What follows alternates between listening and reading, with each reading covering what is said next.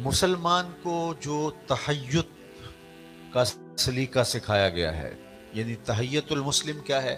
جب ایک مسلمان دوسرے مسلمان سے ملتا ہے تو وہ اس کو کہتا ہے السلام علیکم، اس کو کہتے ہیں تحیت المسلم، اور اس کی ہمیں ترغیب دی گئی ہے کہ جب بھی ایک دوسرے سے ملو تو ملاقات کا ابتدائیہ تمہارا سب سے پہلا کلام گفتگو کے آغاز سے بھی قبل اس کو کہو السلام علیکم، اور وہ جواب میں کہے وعلیکم السلام۔ تو یہ محض کوئی لفظ نہیں ہے کہ زبان سے رسماً ادا کر دیے گئے اور اس کے معنی اور اس کے مطالب ہمیں ملحوظ نہ ہوں، بلکہ السلام علیکم کا کیا مطلب ہے؟ السلام علیکم کا مطلب ہے تیرے اوپر سلامتی کا نزول ہو، تیرے اوپر سلامتی ہو۔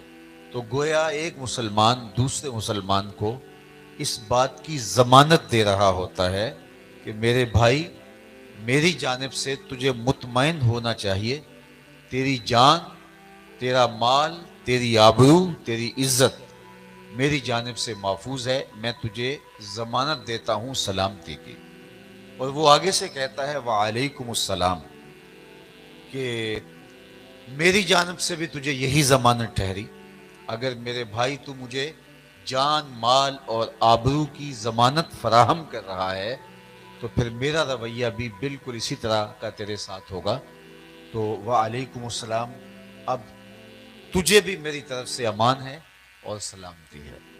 تو جب ہم نے یہ کہہ دیا السلام علیکم تو ہم پھر اپنے اس دوسرے بھائی کے لیے برا نہیں سوچ سکتے۔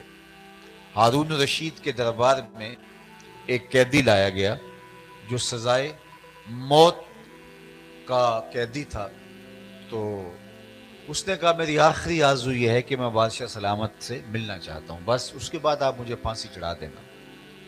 تو اس کو دربار میں لایا گیا اور اس نے داخل ہوتے ہی بلند آواز سے کہا السلام علیکم۔ تو بادشاہ نے کہا وعلیکم السلام۔ تو آرزو پوری ہو گئی، بادشاہ سے ملاقات ہو گئی۔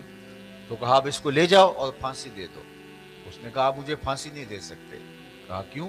کہا بادشاہ نے مجھے سلامتی کی ضمانت دی ہے۔ جب وعلیکم السلام کہا ہے تو بادشاہ نے کہا کہ تمہارے اوپر سلامتی ہو، تو جب وہ ضمانت فراہم کر چکا ہے تو پھر آپ مجھے پھانسی نہیں دے سکتے۔ تو ہارون رشید مسکرانے لگا، کہا کہ یہ بہت چالاک نکلا، تو میں اس کو آزاد کرتا ہوں۔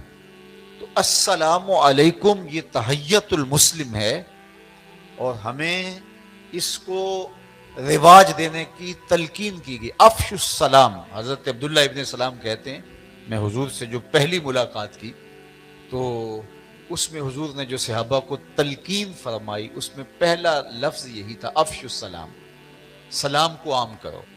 تو سلام کو عام کرنے کا مطلب ہم ایک مطمئن معاشرہ تشکیل دے رہے ہوتے ہیں اور ایک دوسرے کو ضمانت فراہم کر رہے ہوتے ہیں کہ میری جانب سے تجھے کوئی ضرر پہنچنے والا نہیں، کوئی تکلیف آنے والی نہیں، اس لیے کہ میں تجھے سلامتی کی ضمانت دیتا ہوں۔ اور وہ بھی آگے سے کہتا ہے وعلیکم السلام، میں تجھے سلامتی کی ضمانت دیتا ہوں۔ تو یہ ہے تحیت المسلم۔ تو مسلمان کون ہوا؟ من سلم المسلمون من لسانہ و یدہ۔ بلکہ اسلام اس سے آگے بڑھ کر کسی مومن کے لیے ہمارے سینے میں بغض، نفرت اور کوئی ایسی چیز نہ ہو جو ہمارے دل کو میلا کرے اور کسی کی دشمنی پر ابھار دے۔